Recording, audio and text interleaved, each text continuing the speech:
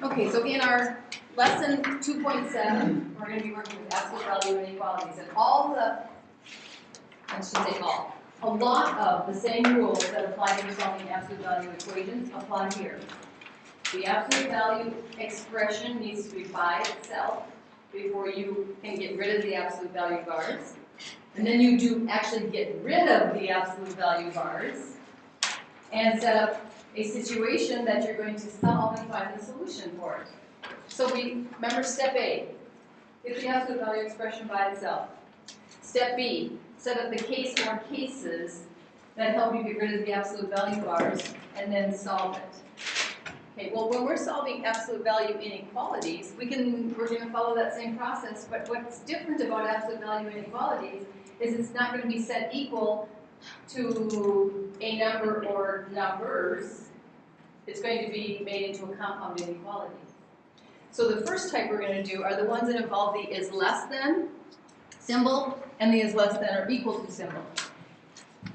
So if we have the absolute value of x, I'm reading this one right here. If we have the absolute value of x is less than or equal to 2, that's really telling us that x, which is in the absolute value bars, it must have a distance of no more than, is less than or equal to, no more than 2 units from 0.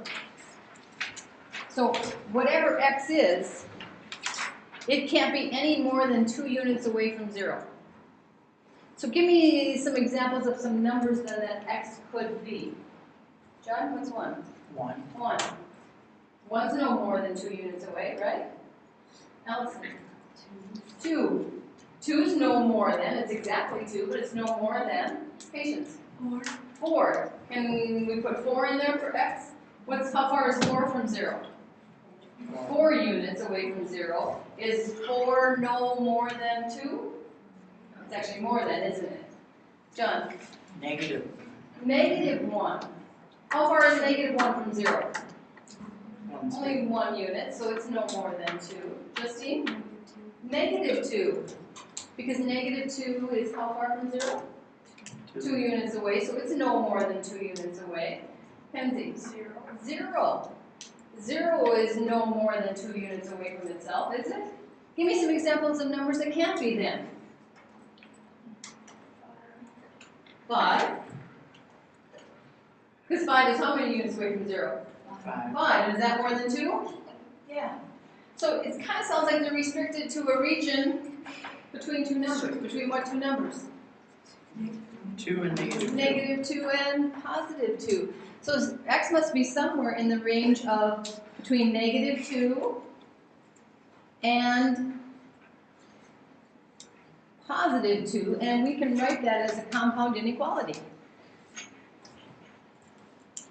X, and when we read this from the inside out, remember it says, x has to be greater than or equal to negative 2.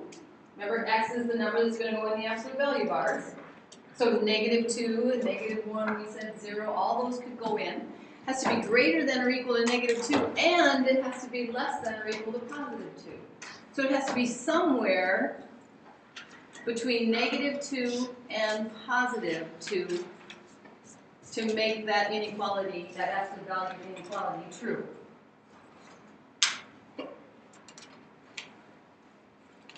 So is less than, no more than. Okay, let's look at the first one we're going to solve. The absolute value of x. Take 7 away from that. That is supposed to be less than or equal to negative 3. Do we need to do step A, Allison? I like this one. Well, yeah, but we got to be careful though. We can't make that decision until the absolute value expression is by itself. So is the absolute value expression by itself? No. So we first got to get that absolute value expression by itself before we make any decisions like that. So we're going to add 7 to both sides. And we have the absolute value of x. Now it's by itself. Negative 3 plus 7? 4. So how do you feel about this now? Now do you think we can solve it? Yeah. Now it's looking more solvable? Okay. This says whatever x is can't be any more than 4 units away from 0. So where would it be? Between Four, negative 4 negative and 1, 4. it's going to be between negative 4 and positive 4. We form an AND compound inequality, and we graph it. We've been doing with all inequalities. Compound, absolute values, simple, doesn't matter. Close circles at both of them, and shaded in between, because it's all the numbers in between that have a distance of no more than 4 from 0. Okay, questions at all? Okay, so we had to do step A in that one. How about the next one? Anita? You have to do step A. What are we going to do? Subtract 5. Subtract 5. That's outside the absolute value bars, isn't it? So we have to get that out of there and say now we have the absolute value expression by itself. And what do we have on the other side? 6. So is less than 6. Notice the equal to bar is not there this time. So we don't want to just stick it in. That says 2x can't be any more than 6 units away. In fact, it can't even be 6 units away. It has to be less than 6 units away. So what are we going to do? Divide by 2. Not yet. Or no, We have to set it up to 2x is less than 6. Yep. 2x is less than negative 6. Well, actually, 2x is greater than negative 6, but because remember we read from the inside out. So 2x has to be greater than negative 6 and less than positive 6. So we can't take that 2 out of there yet. No. No. Once the absolute value inequality expression is by itself, now we have to decide what compound inequality can we set up. It has to be between 6 and negative 6, and now we're ready to solve this. So what are we going to do to every region? Divide by 2. Divide by 2. So now we'll take every region, divide by 2,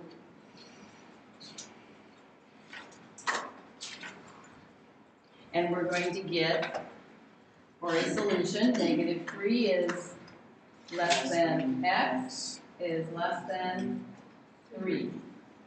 There's our solution right there. And now we'll graph it.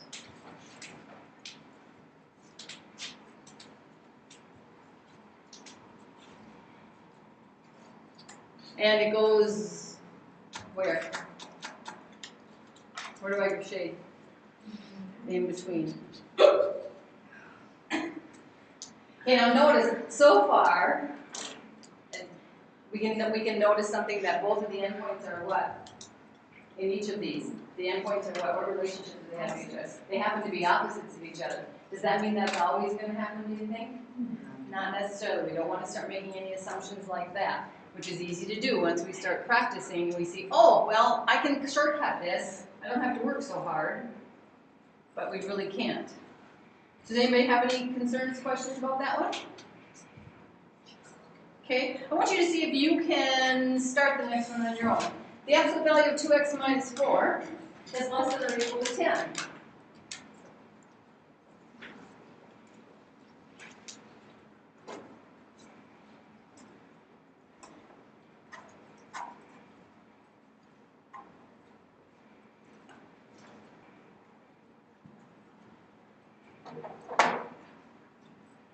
Okay, tell me, do we have to do step A? No. So, to ditch the absolute value bars, anybody want to give me the compound inequality set applications? Negative 10 is less than or equal to 2x minus 4 is less than or equal to 10. Okay. How many of you agree with patience? That would be our setup. Okay. It says 2x minus 4 can't be any more than 10 units away. So all the numbers, so we say, oh, well, that would be the numbers that involves are numbers from 0 to negative 10 and from 0 to positive 10.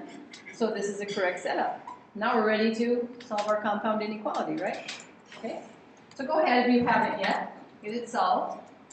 And let's see what we get for a solution.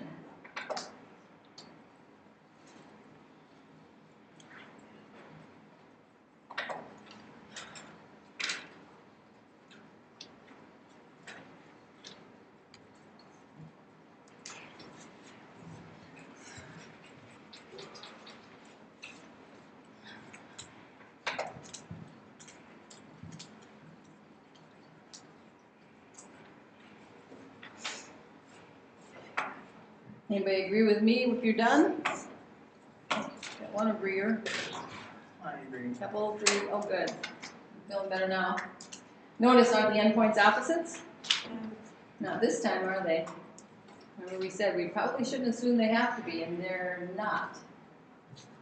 Okay, so we're saying that x, whatever number goes into that absolute value inequality, has to be somewhere between -3 and 7. So let's check to see if something outside of that region works. Give me a number outside of that region. Well, let's graph it and then we can clearly see it. -3, 7.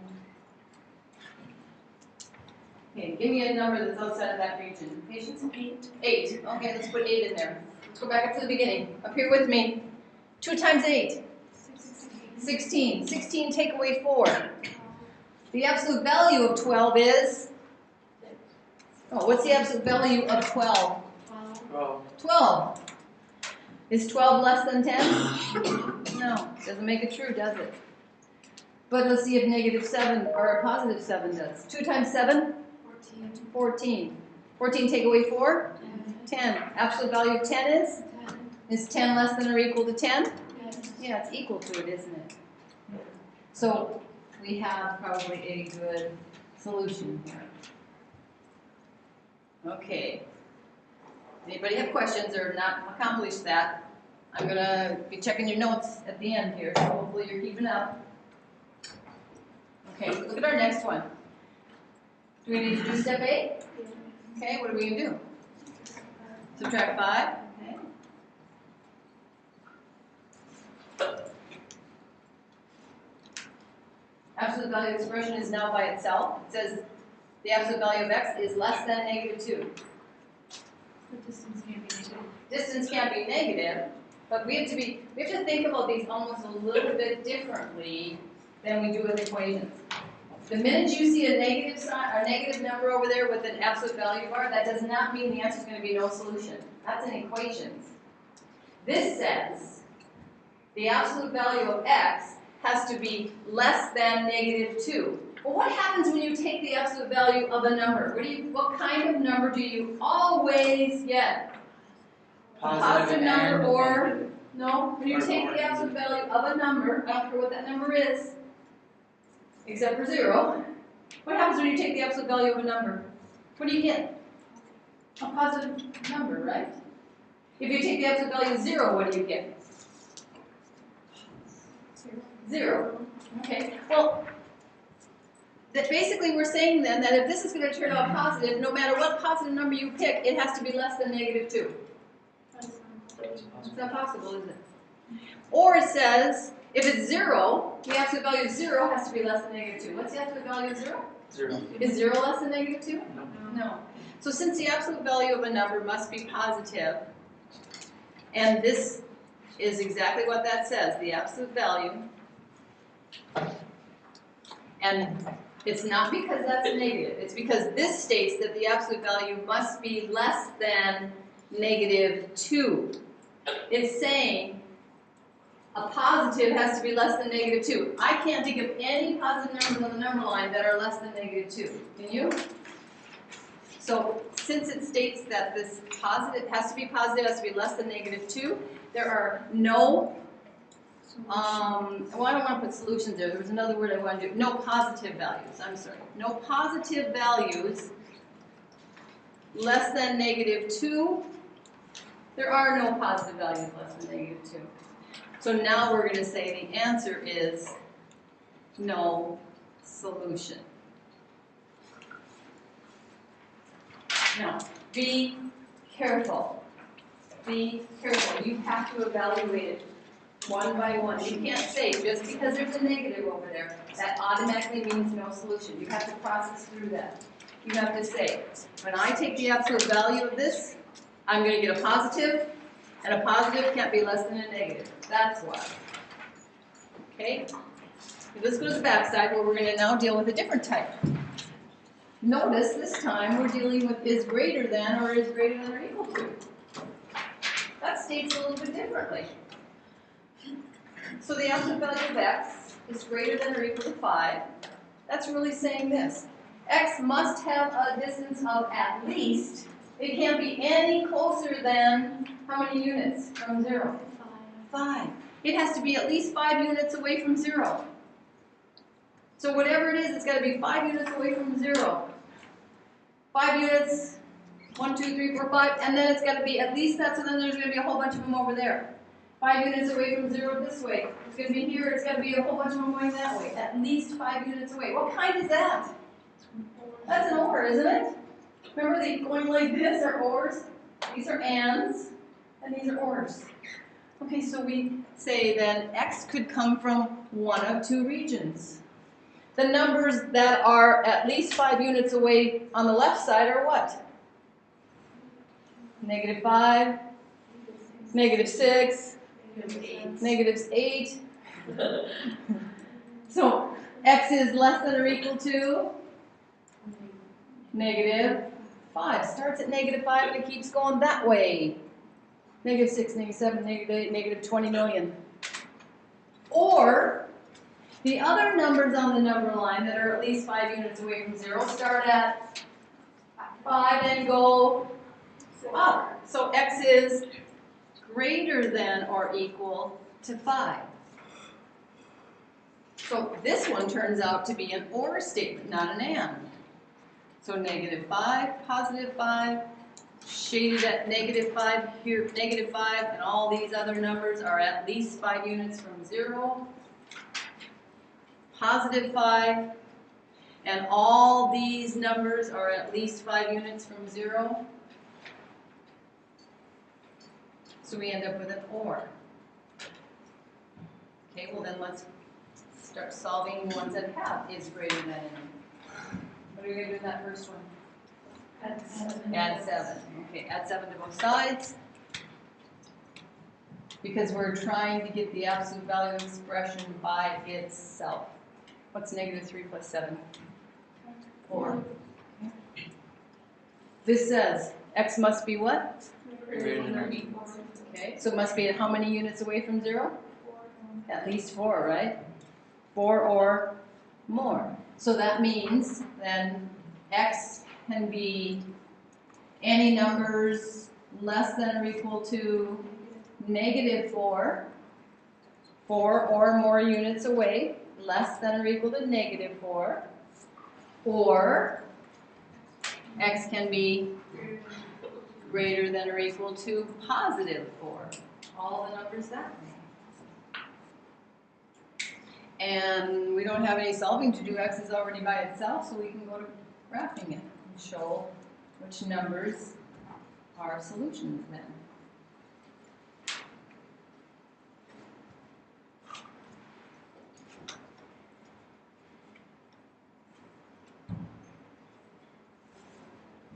Okay, you try the next one on your own.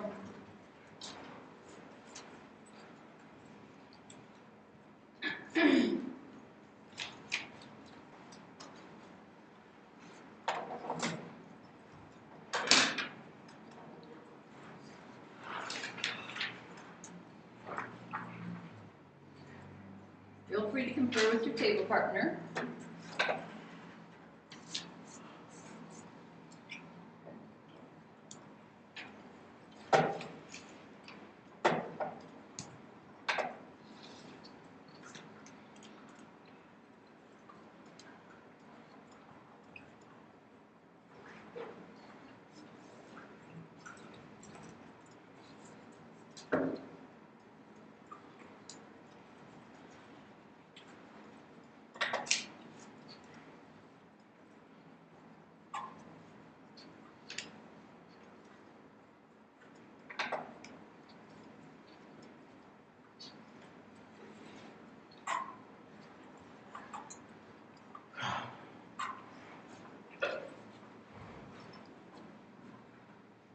Had to do step A, didn't we? Had to get the absolute value expression by itself first.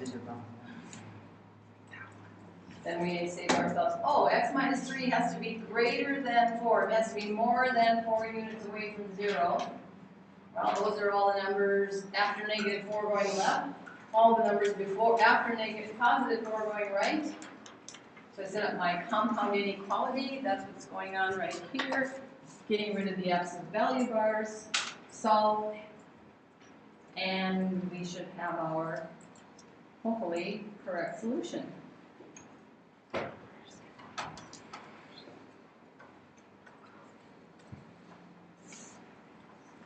Anybody do the same thing? Awesome. Okay. Where do you need to ask me questions? Part is confusing. Jade. How do you figure out if it's supposed to be and or? Okay. We figure out how it's supposed to be and or by saying to ourselves, okay, this says it has to be more than 4. So more than, I think of all the numbers that are more than the two numbers that are, like 4 units away from 0. Okay, so negative 4 is 4 units away from 0, right? And then aren't there a whole bunch of numbers heading left that are more than 4 units away? And isn't positive 4 units away from 0? Okay, but I need all the numbers that are more than that. So I say to myself, oh, they're going like this. That means it's got to be 4. Okay? If it's between, if it can't be any more than something, that's when it ends up between. And there's also another little trick. Here's what you might want to memorize. When it is less than, it's going to be and.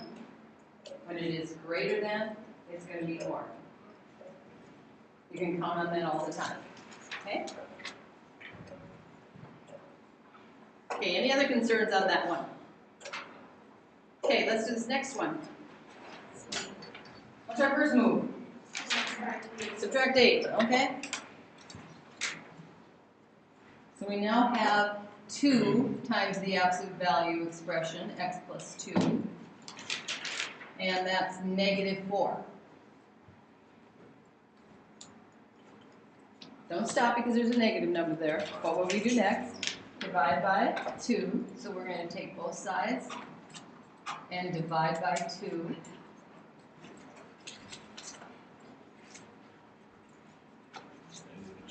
And now we have absolute value of x plus 2 is greater than or equal to negative 2. And this is where you might want to stop and say, can't do anymore, it's no solution. But be careful. Because remember, we said absolute value has to be positive, right? So whatever, we're not even going to go any further right now. We're just going to stop right here and say, oh, I got the absolute value expression by itself. So x plus 2. I don't even care what ends up happening in there. When I take the absolute value, if it turns out negative, when I take the absolute value of a negative number, what do I get? Positive. A positive. What happens when I take the absolute value of a positive number? It's positive. There's only one number that doesn't turn out positive, and that's 0. Okay, but we know that 0 is okay also. It's an okay number. But absolute value has to be positive. And aren't all positive numbers greater than negative 2? Can anybody in here come up with a positive number, or 0 for that matter, that's not greater than negative 2? I can't. Can you? So since this really says the absolute value of x plus 2, that means it's either going to turn out to be 0, it's going to turn out to be a positive number. We don't know. We could try a whole bunch of numbers in there. We could check to see what happens. In fact, let's just do that. Let's pick negative 20. What's negative 20 plus 2? Negative 18. But the absolute value bars are still around it. What's the absolute value of negative 18? 18. Is 18 greater than or equal to negative 2? Yes. Yeah. Let's put negative 2 in there. What's negative 2 plus 2? 0. What's the absolute value of 0? 0. Is 0 greater than or equal to negative 2? Greater than. Yeah. Well, then let's try a positive number. Let's try 20. What's 20 plus 2? 22. What's the absolute value of 22? 22. Is 22 greater than or equal to negative 2? Yep. Okay, I don't think we're ever going to find a number that's not going to work. And are you seeing why? Because every time we take the absolute value of something other than 0, it's always going to be positive. And all positive numbers are greater than negative 2. So x can be any number. It doesn't matter what we put in there for x. It can be any number. Well, what do we say when it can be the whole number line? It's all real numbers, yeah. There are infinite solutions and we describe them as all real numbers. We say the solution is all real numbers.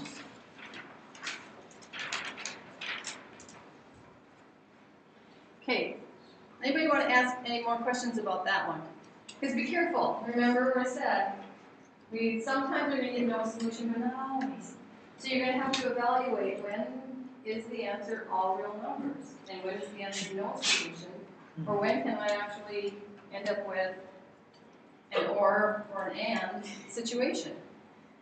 Okay, this summary that we have here, the absolute value of x is less than a, when a is greater than 0. We're gonna do that tomorrow, and we're gonna start out in class with that. We're gonna see if you can summarize. So if you can try and do that on your own after doing the homework tonight, I want you to be able to have some thinking skills that say, oh, when a is a positive number, what's gonna happen? When a is a negative number, what's gonna happen? Well, what if a is 0? What's gonna happen? Okay, those sorts of things. So let's get started on the homework for now. And we'll come back.